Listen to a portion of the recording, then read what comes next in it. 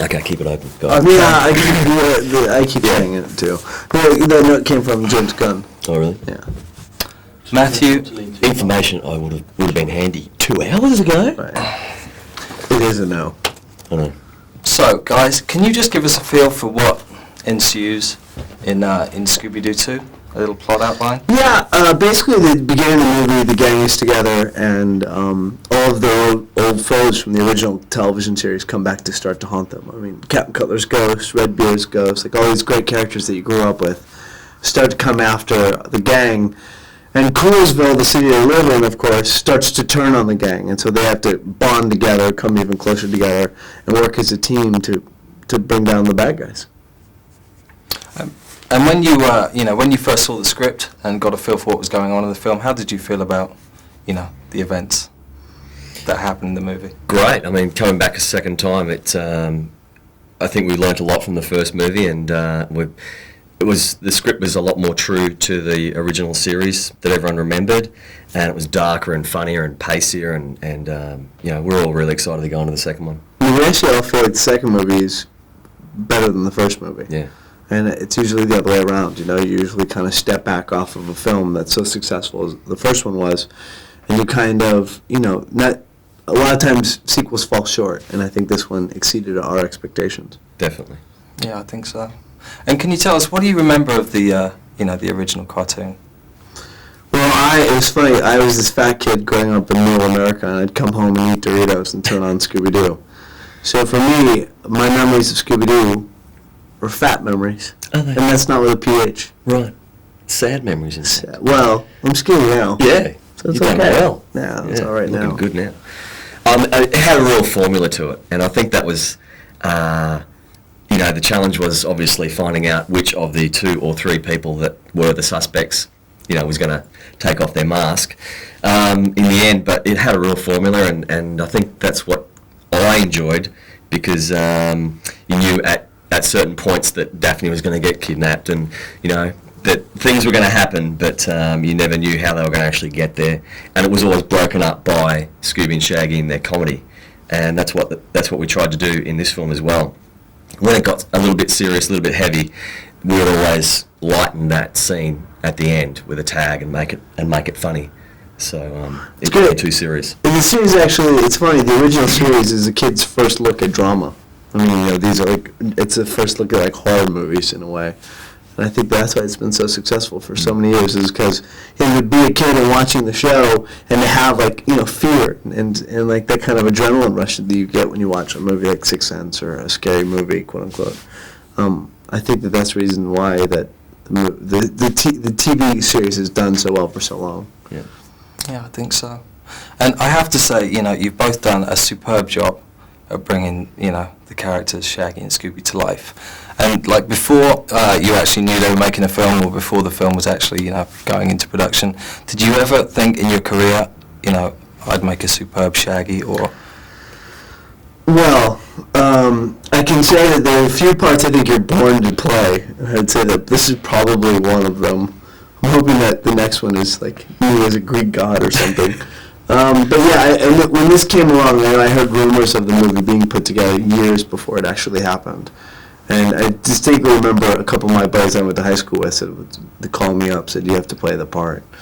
And that's my first kind of oh, maybe this is a chance. I mean, I'll never forget we were doing a movie called Summer Catch, and Freddie was in the film Summer Catch, and I was in it also. And the executive from Warner Bros. Came, they said, next summer we're going to start the project Scooby Doo. And Freddie leaned down this table, and there was 30, 40 people at this huge dinner. And said, well, dude, that's Shaggy right there. And that was kind of the studio's first look at me as being that guy. Yeah, and for me, look, it's absolute honour to play an American icon. So, no, I didn't think that it was. I mean, fortunately, they shot the first film in my hometown, which is how I got the opportunity to do the voice for the film in the first place. So, a little out of the box for me, but I've been a big fan of Scooby Doo and cartoons really for a long time, and it's been an absolute pleasure. Great ride. And I mean, do you mind just sort of giving us a feel for how you actually kind of came by getting cast as the voice for Scooby? And yeah, well, Scooby's not there when we're shooting, obviously, because it's a computer-generated image character that they put in afterwards. So they needed someone to deliver the lines live on set, which makes it a lot easier for the actors. So I got that role as the voice reader, they call it. And they really liked my take on the character and what I created. And fortunately got the role in the end to do it as well. He was so good, and everyone fell in love with him, and his voice was all over the dailies, is that, the studio was like, well, why don't we get this guy to do it? And you have to understand that when he got the part, like, other people were auditioning.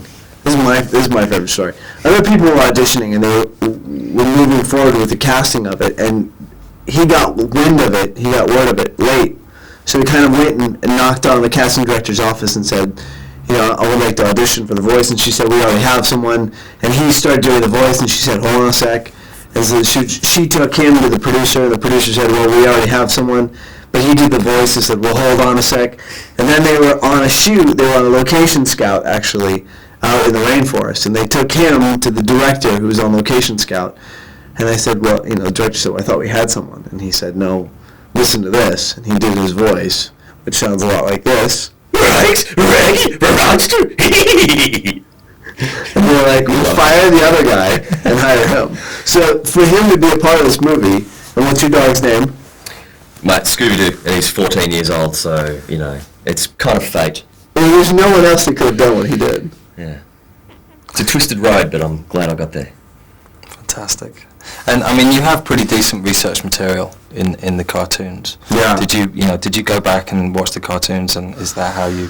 Well, originally, when tearing apart the character, trying to figure out how to make this two-dimensional cartoon character into like a three-dimensional real person, we went back and I worked with coaches for 2 weeks before every movie. And so our challenge on this movie was to take this guy and make him a real person. And so to go and and still hold on to those things that make him an icon, the voice and the body work and his physicality. So we went back originally and watched a lot. In fact, I've seen every episode of the series now. And then I had them put together a loop of the voice that I listened to every day on the way to work just to get into that register of doing the voice. So I thought it was actually great to have that template. And I remember you saying just a little while ago about your screaming. Right. Practice to get into the hoarse, shaggy voice. Yeah, originally when I went to audition for the movie, the way I found into what I later discovered was his voice is on his break between his falsetto and his bass, which is right here, somewhere there, Shaggy. But the reason, and early on, I'd scream myself hoarse to just make my voice continually scratchy, which you couldn't do for an entire year, because that's how long we've probably worked on these movies. So originally I'd scream myself hoarse, and that's what I was doing in the audition when the director walked by and knocked on the window and said, "Are you okay?" You just see this picture of this guy screaming in his car holding, going in to meet the director. Did you know that was the director looking in on you as you were sat in the car? No, he's kind of snuck up on me. Okay. And that was the first time we met, which was, I'm sure, pretty terrifying for him. But, I mean, you just nailed the voice big time. So we were actually running some lines one day on Scooby 1, and Linda Cardellini played Velma, walked by, and she thought it was a cartoon that we were watching. So that was like the ultimate compliment for us. So we knew we were on the right track. Yeah. That's cool. And the first one was very successful indeed.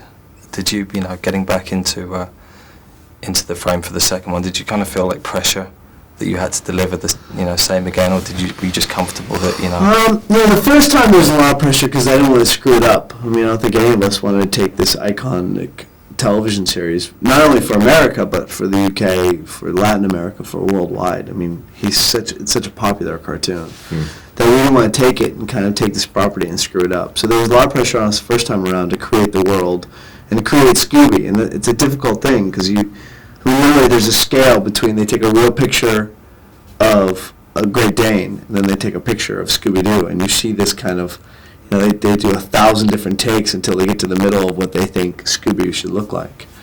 So there's a big challenge is to represent that and to create that world of the original cartoon and kind of hold true to it. And the second time around, it was such a success, but we actually realized that there was a lot of mistakes in the first movie.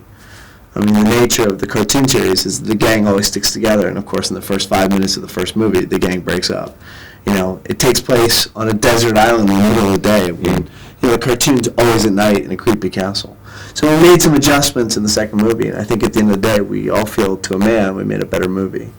I think all of us were more confident going into the second movie because we knew we had a better story, better script. We'd all worked together before, so it was like writer, producer, director were the same. Right. 5 of us were back, and you know it was a real continuation, but on a more confident level. So yeah, I think we definitely got a better product. That's cool.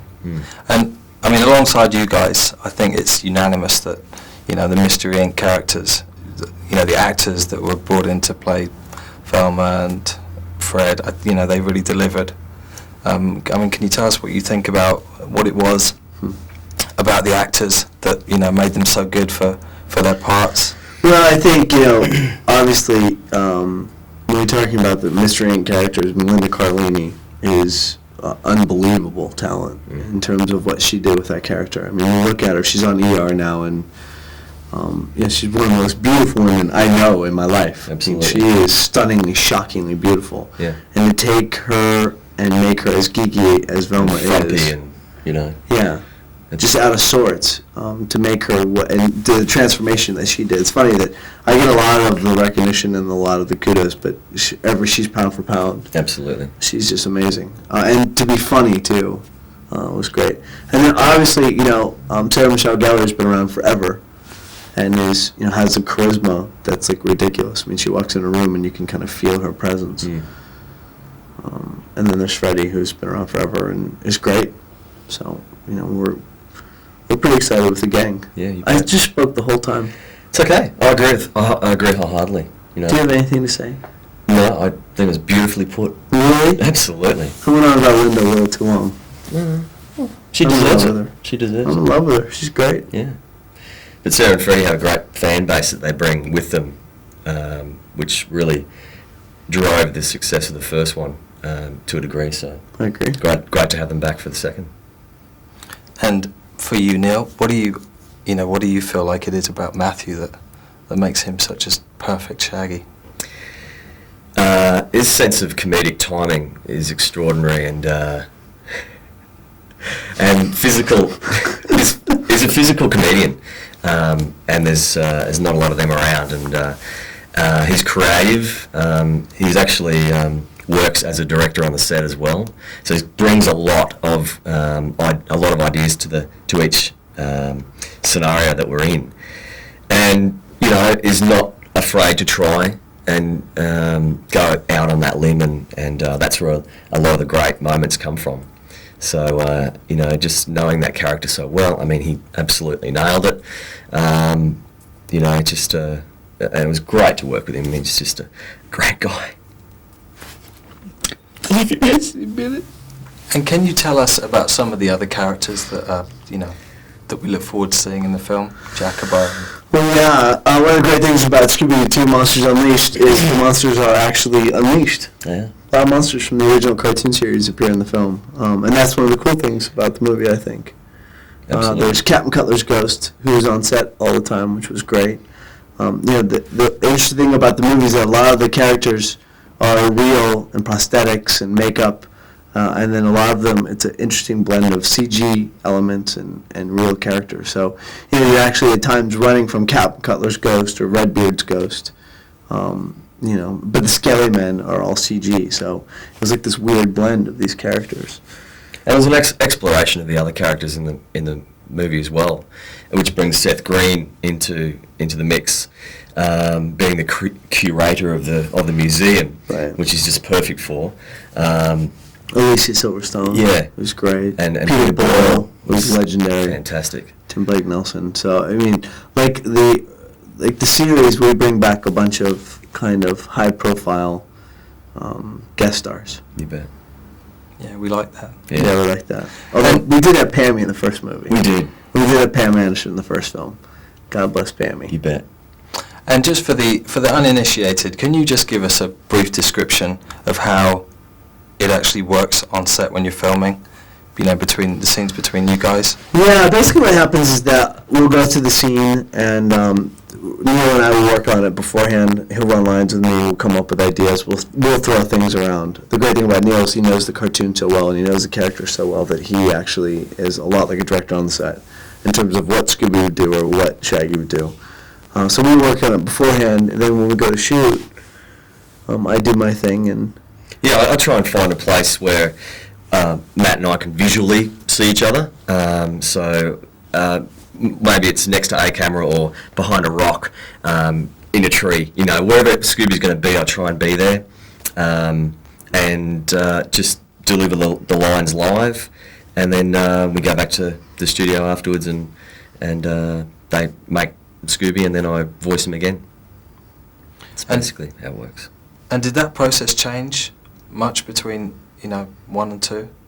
Well, the first movie we had a dwarf running around in Chris Kershanks, who was a dwarf in Australia. Real dwarf, yeah. Running around in a Scooby Doo outfit for big crowd scenes so that people know where Scooby was. I mean, that's the hard thing, is that I can be looking here and you can be looking there, and we're looking at two different things. So you need a unifying thing to look at, which just ended up always being my knee. Yeah. We do a big crowd scene, people are like, everyone should look at Matt's right knee. That's where Scooby's going to be. That's where Scooby's going to be. But he also sits down and then stands up, and he's taller than Matt. So Right. that was the challenge as well, to make sure that everyone's eye lines were, okay, now he's going to stand up on this line, and everyone followed. So a lot of imagination went into, and I had to create where he was going to go as well. So yeah, it was a real team effort. I mean, I'd say the first movie, the most difficult scene I've ever done in my life was that fight scene. Yeah. There's a fight scene between Scooby and I, and at some point Scooby would be down and then guarding me from Mary Jane, and he was like this, and then we were fighting. So you're fighting something that's not there. That's then going down, then going up, and then... The ultimate shadow box. Yeah, that was pretty intense. Yeah. But, I mean, pull it off extremely well. That's physical comedy again. Yeah. If you shoot enough of it, you can make anything work. And it wasn't until almost the end of shooting on the second one that we realised that let's put an actual picture of Scooby Doo instead of having an X, and that just made it easier for you, right? We should have, someone should have got onto that like 2 years ago. Boy, the second time around though, that was good. Yeah. And I mean, would you say that keeping it all together was Raj's strong point? I mean, there's a lot that's happening in the film, and there's the special effects, and what you guys doing. I mean, the great things about Raj is that he comes from a world of editing. I mean, he edited Mrs. Doubtfire and Home Alone series, so he knows kind of how the pace of the movie's going to work out in his imagination, and he's so clear on where the film's going. So it makes you have confidence, because I'll say to him, hey, what about this beat? And I was like, no, we'll be doing that in 2 scenes. So he's very specific, and he knows where a movie like this, you want a captain of the ship, because he has to have the vision to, predict what Scooby's going to do and what the ghosts are going to do, and kind of keep that whole thing together. And after doing it, we did it back to back, movie to movie. So he kind of had a congruent 3 years of working on the script and working on the movies. And he's open to ideas, which is fantastic. Personally, I had a lot more creativity on the second one than I did on the first. And he was completely open to any ideas. We'd try things. And because he knew, editing-wise, okay, we can just cut there, but we'll let them go and see what happens. So that kept it fresh.